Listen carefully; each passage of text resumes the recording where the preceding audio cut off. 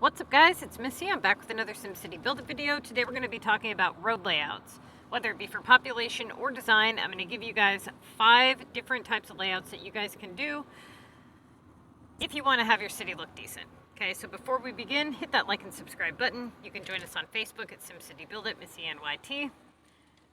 Anytime that you guys can promote my channel, it's much appreciated. I actually saw a couple of you guys on some Facebook forums telling people to come to my channel or linking my videos.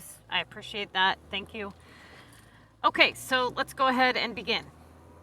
The first one is going to be just the basic grid layout for a population boost. Now, I talk about this in the How to Hit 10 Million Pop video.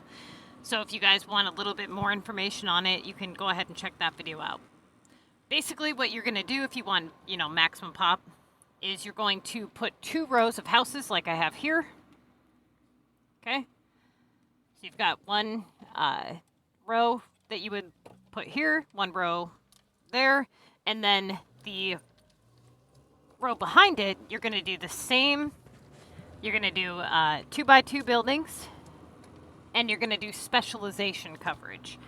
Now, each specialization you can boost 100%, so you just go through and you find the smallest building with the highest boost.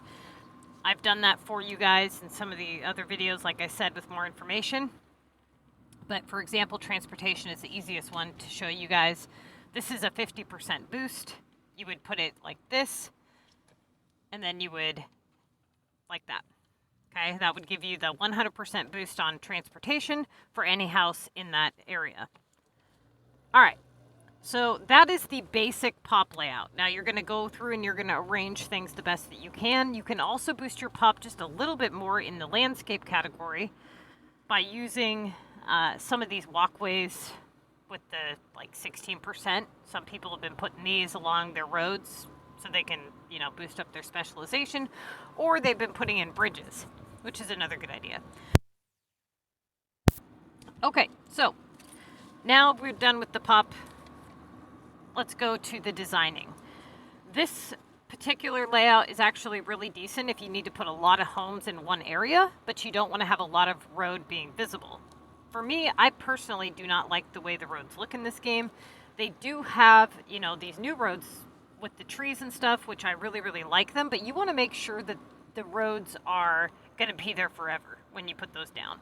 So definitely pave the road in the regular one first, and then once you get everything, how you want it, and it's going to be permanent, then go ahead and pave in, if you want to do the roads with the trees or whatever.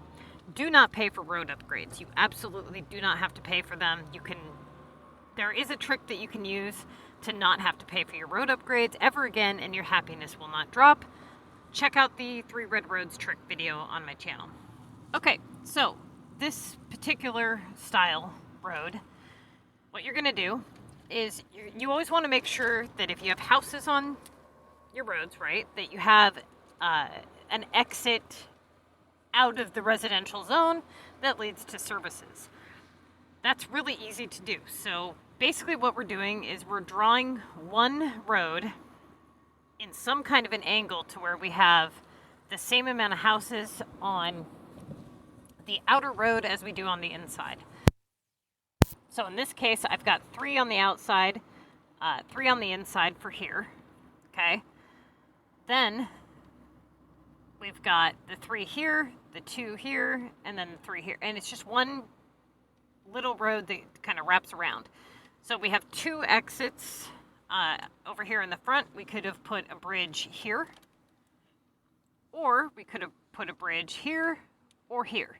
Now, another thing we could do is we could, continue on with this road, and we can kind of wrap it, up and go further with it if we want.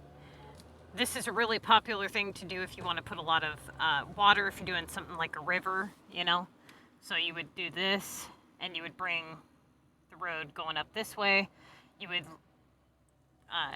put your houses along each side of this road, and then you could go ahead and put the water coming from under this bridge all the way around and put trees in it, and it'll look really good.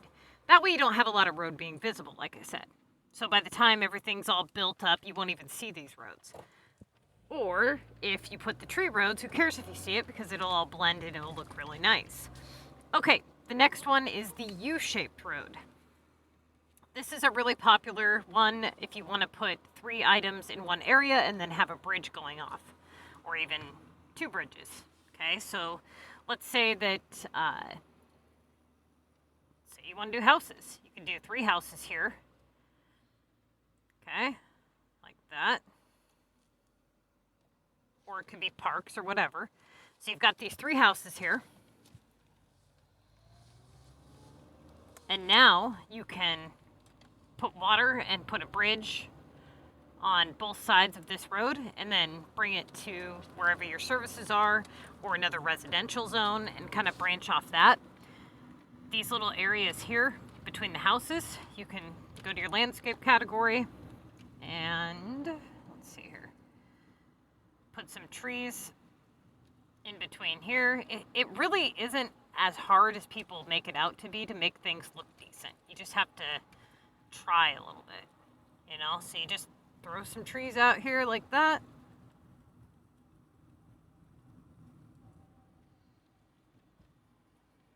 Usually I like to put the tall trees or certain trees of a color scheme based on, you know, whatever it is I'm dealing with, whatever houses or buildings. And,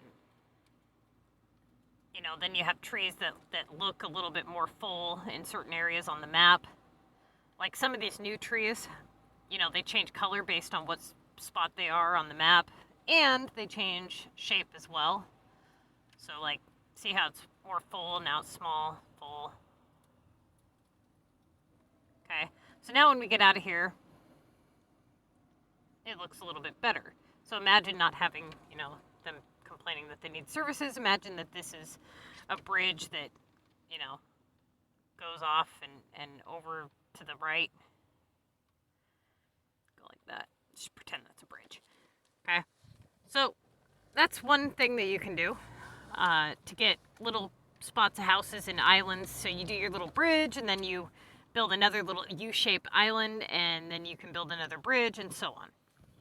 And now you just have this really nice little 3-pack of houses and water and trees kind of flowing through your city.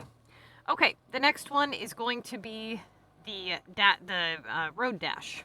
Okay, this is usually what I use whenever I'm showcasing like one building. You know, like I want people to look at this one building as like a centerpiece or something. You know, so that would be this one here. So there is a road there like that, but you're going to surround it with trees and you won't even see the road. Imagine like the pink castle like this. And then you put a bunch of water around it and some trees and it looks really good. And then you don't have to worry about all these roads looking hideous all around your building and all that. As long as it's not something that requires a service, you don't have to have a road going to it, even your factories, okay? Factories do not need working roads for services, only houses.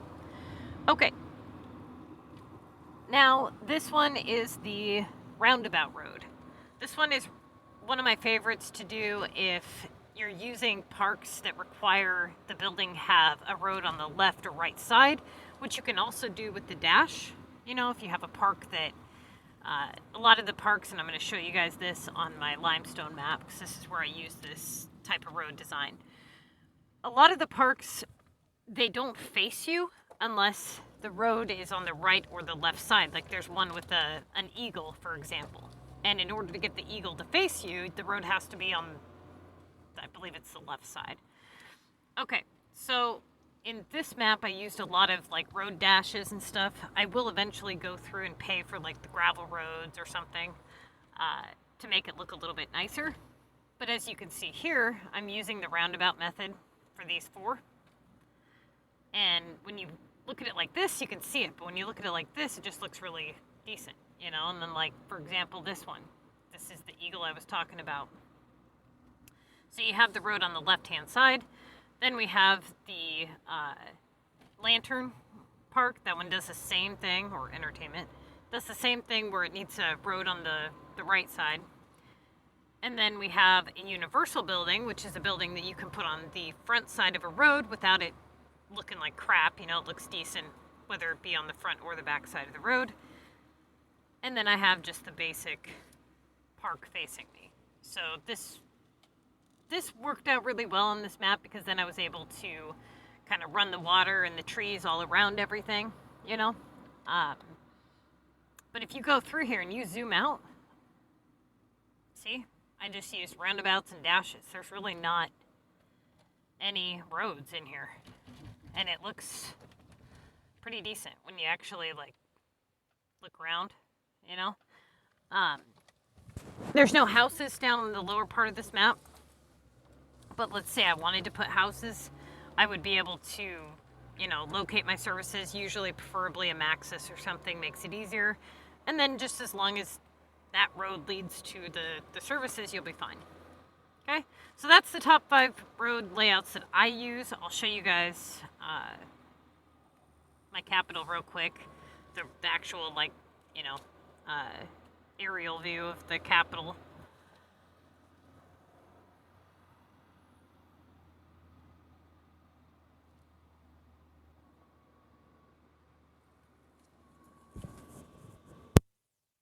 And I did try to go through by some of these pink roads. Let me tell you, it ain't cheap. Okay, so I'll just do it like, yeah, I guess we can do it like that. All right, so here I've got my, you know, my factories up front. And then if you were to, I guess the point that I'm getting at, you guys, is a lot of people have trouble with their road layouts, because they think about how they're going to draw all their roads at once and then lay their stuff out. When, if you really want your map to look like, you know, it's like decent, you know, like this, do you think I really sat down and just drew all these roads out first and then laid stuff out? Heck no. No. There's no way. Look at this mess. I mean, it looks really cool, but look at this. How would I ever think of that? You go one little area at a time. You work one little display, and that's how I do it. I work one small area at a time, and then I branch off, and I go to the next area.